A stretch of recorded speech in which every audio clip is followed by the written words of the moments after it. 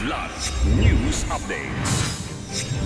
Mga balita ngayon, higit 350 million pesos halaga ng iligal na droga winasak sa Palawan. 500,000 pesos pabuya inialok para sa mga pumatay sa Assistant Chief ng CIDG Regional Field Unit 7 sa Cebu City. 2.2 milyong pasahero inaasahan sa mga pantalan sa bansa sa undas ayon sa PPA.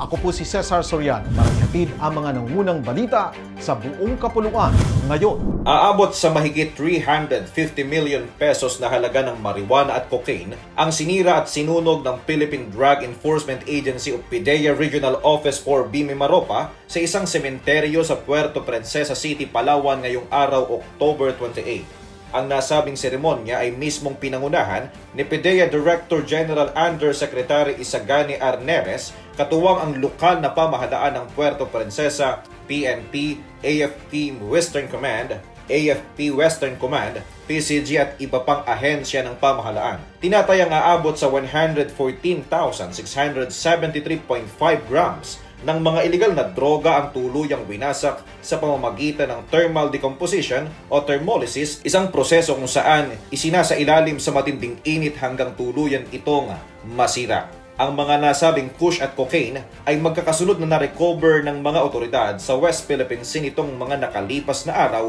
mula pa noong September 30. Aabot sa 350,944,190.52 ang kabuang halaga nito na pinakamalaki sa kasaysayan ng Mimaropa Region.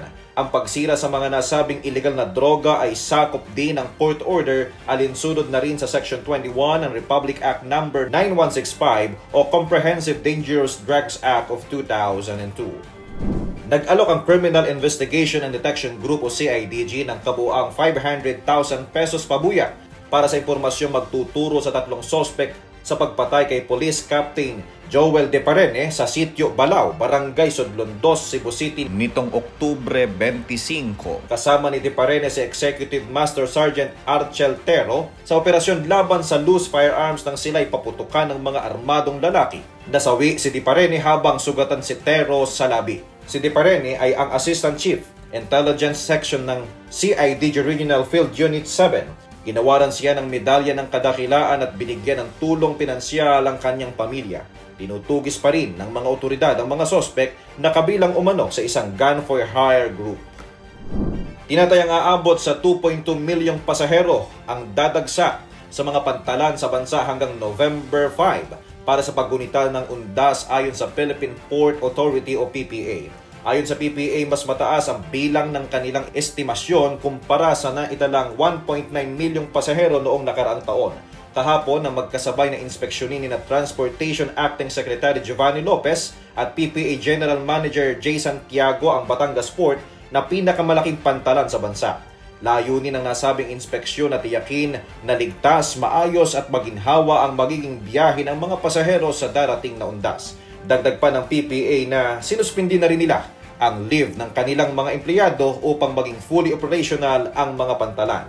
Nakipag-ugnayan na rin sila sa PNP at PCG para sa kaligtasan ng mga port passengers. Para sa Kidlat News Channel, ito si JP Adaw, nag-uulat.